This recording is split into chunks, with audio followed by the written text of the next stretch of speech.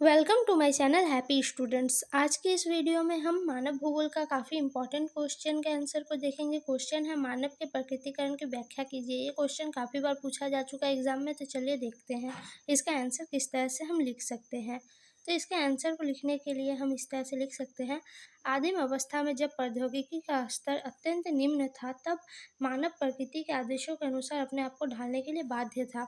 जब प्रौद्योगिकी का स्तर अत्यंत निम्न था, यानी अभी जो आधुनिक तकनीक की मशीनें आ गई है, वो जब नहीं थी, तब मानव क्या करता था, प्रकृति के आदेशों के अनुसार ही अपने आप को ढाल लेता था। उस समय मानव के सामाजिक विकास की अवस्था भी आदिम ही थी। सामाजिक विकास भी क्या था, उस समय नहीं हुआ था मानव का। मानव की इस प्रकार की अनोन्य क्रिया को पर्यावरणीय निश्चयवाद कहा गया। ठीक है, इस तरह से मानव जो क्या करता था, प्रकृति के विरुद्ध ना जाकर प्रकृति के साथ अपने आप को ढाल लेता था, उसको पर्यावरणीय निश्चयवाद कहा गया।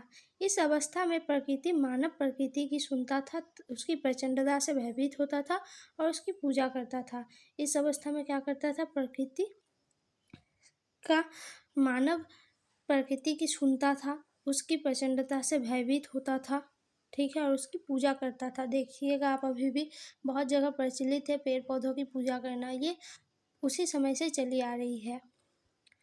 विश्व में आज भी ऐसे समाज है जो प्राकृतिक पर्यावरण के साथ पूर्णतः सामंजस्य बनाए हुए हैं। ठीक है, अभी भी बहुत सारे ऐसे समाज हैं जो क्या करते हैं, पर्यावरण के साथ पूर्णतः सामंजस्य बनाए हुए हैं और प्रकृति एक शक्तिशाली, बड़े, पूज्य एवं सत्कार योग्य बनी हुई है। यह समाज अभी भी क्या करता है, प्रकृति की पूजा करता है, उससे डरता है और उसको मानता भी है।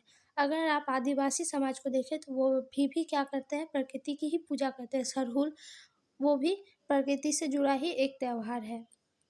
तो आप आदिवासी समाज से ये सीख ले सकते हैं कि प्रकृति की पूजा कैसे की जाती है।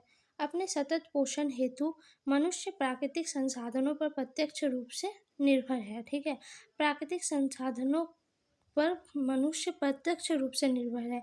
ऐसे समाजों में भौतिक पर्यावरण माता प्रकृति का रूप धारण किए हुए है। ठीक है, ऐसे लोग प्रकृति को क्या करते हैं, अपनी माँ का रूप मानते हैं। समय के साथ साथ लोग अपने पर्यावरण और प्राकृतिक बलों को समझने लगते हैं। समय के साथ साथ लोग क्या करते हैं, अपना और प्राकृतिक बलों को समझने लगते हैं। अपने अर्जित ज्ञान के बल पर तकनीकी कौशल विकसित करने में समर्थ हो जाते हैं। इस तरह से क्या होता है, धीरे धीरे लोग अपने कौशल को समझते हैं और तकनीकी विकास से प्रकृति के साथ छेड़छाड़ करना शुरू कर देते हैं, लेकिन इससे पहले ये व्यवस्था नहीं थी। इस तरह सामाजिक और सांस्कृतिक विकास के साथ लोग और अधिक सक्षम प्रौद्योगिकी का विकास करते हैं। वे अभाव की अवस्था से स्वतंत्रता की ओर अग्रसर होते हैं। वास्तव में पर्यावरण से प्राप्त संसाधन ही संभावनाओं को जन्म देती है। ये जो प्रौद्योगिकी विकास ये सब हुआ है, इसमें जो मूल आवश्यकता देखेंगे, जो मूल संसाधन है वो क्या है, प्राकृतिक ही संसाधन ही है, वो मानव निर्मित संसाधन नहीं है। मानवीय क्रियाएं सांस्कृतिक भूदृश्य की रचना करती है, जिनकी छाप प्राकृतिक वातावरण पर सर्वत्र दिखाई पड़ती है। इस तरह प्रकृति का मानवीकरण होने लगता है।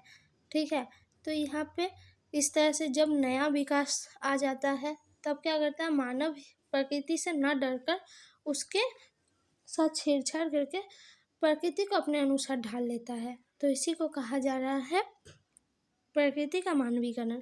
तो इस तरह से आपने इस क्वेश्चन में देखा प्रकृति का मानवीकरण और मानवों का प्रकृतिकरण। मानवों का प्रकृतिकरण में मानव प्रकृति से डरते हैं और उसके अनुरूप खुद को ढाल लेते हैं, जबकि प्रकृति के मानवीकरण में क्या होता है, मानव प्रकृति को अपने अनुसार ढाल लेता है। तो ये था क्वेश्चन का आंसर, मानव का प्रकृतिकरण। ये वीडियो आपको कैसी लगी कमेंट में ज़रूर बताइए। साथ ही आप नेक्स्ट वीडियो किस टॉपिक पर देखना चाहते हैं कमेंट में बता सकते हैं। वीडियो अच्छी लगी हो तो चैनल को सब्सक्राइब कीजिए, वीडियो को लाइक कमेंट शेयर ज़रूर करें। धन्यवाद।